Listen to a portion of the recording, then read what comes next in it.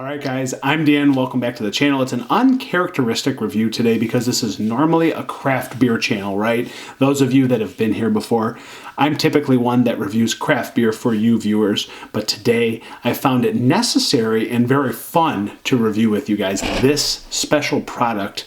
Guys, Parker's Heritage Collection, aged 14 years, Cognac, barrel finished, 53.5% ABV, 107 proof. Rather than giving you a bunch of hoopla from my own mind and memory, I will just read to you what we have in front of you today.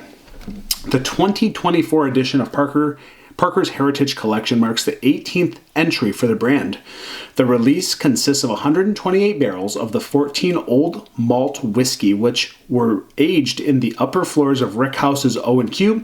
The whiskey was dumped and rebarreled for 4 months in 56 larger used Cognac barrels. That's where it comes into play.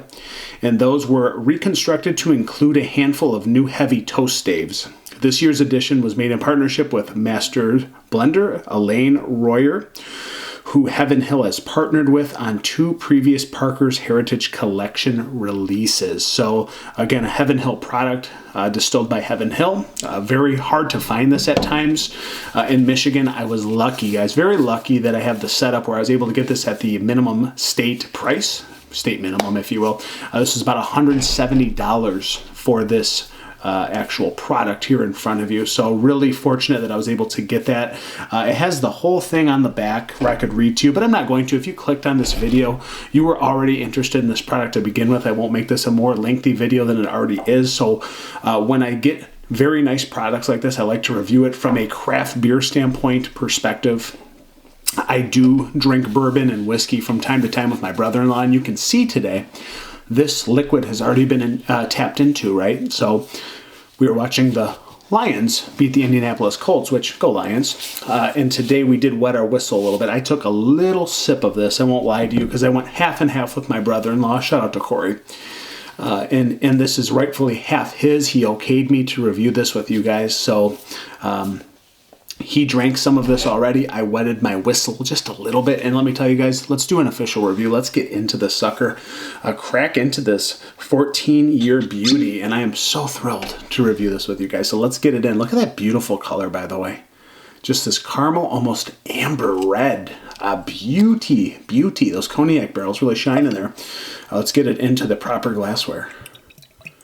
So we're going to do this neat, of course. And we're going to keep it to the minimum because we're not going to drink a lot of this today, at least more than we already have. We're going to go ahead and save this for another day, but beautiful contour and color on this, just fantastic. I know we talk about legs. That's an overused term, but really the legs are running beautifully down the glass, just coating the sides, just oily, viscous, beautiful. It just looks really good with that nice ring hugging the edge of that glass. Looks scrumptious with those running down the side. Amazing. Let's get a nose.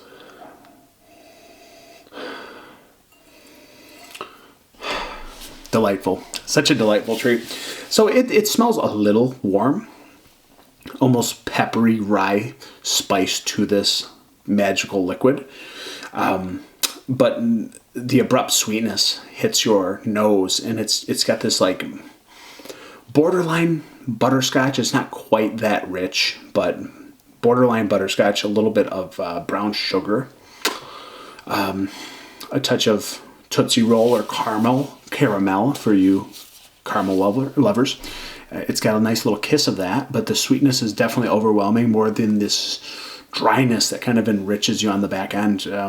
Just has a little bit of grit to it, but not too much because the sweetness overtakes any gritty middle of this beautiful liquid, guys. That's what I'm calling it, is a beautiful liquid. A lot of malt, and it gives you this toasty maltiness, really showing itself. I think it's 65% malt, and then 35 corn, something like that. It's just got this nice dryness, borderline scotch peatiness with smoke. Maybe just a little bit of that cognac shining a little bit. Let's get into this, guys. Let's get in this. Nice liquid for you guys. Cognac barrel, 14-year, Heaven Hill. Cheers, cheers.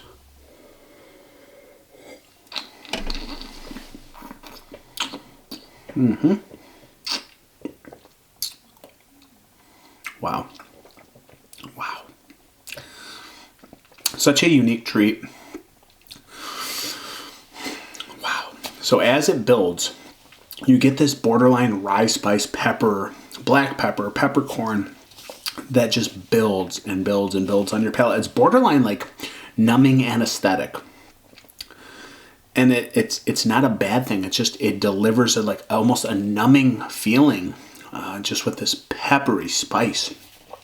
But before you get into that and before it finishes in that fashion, you get this, again, butterscotch, Tootsie Roll, slight, dark fruit, slight, very slight. I feel like it's overshadowed, overpowered by this big malty sweetness.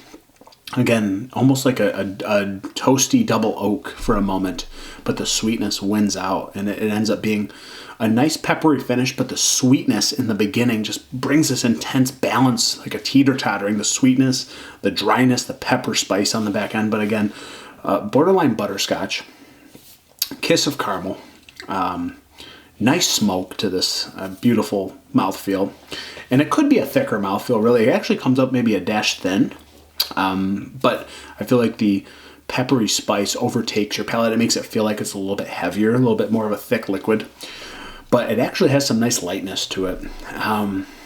And at the end of the day, just beautiful balance from start to finish.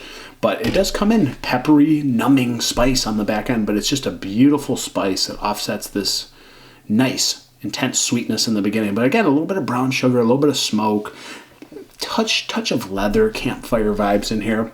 That toasty oakiness really complements the sweetness that comes off the cognac barrel, guys. Really tasty stuff, and you can dig through those layers as you sip it. And each sip, you can kind of get the same thing, but you can also dig a layer deeper, right? So you find a little bit more of the Tootsie Roll, you find a little bit more of this dried apricot, you find a little bit more plum, but again, the butterscotch caramel sweetness is very nice on this.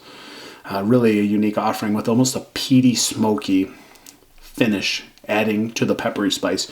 Really nice, really nice stuff. And that's coming from a guy who doesn't review bourbon or whiskey very frequently. I have done a few reviews, but this is a treat at the end of the day.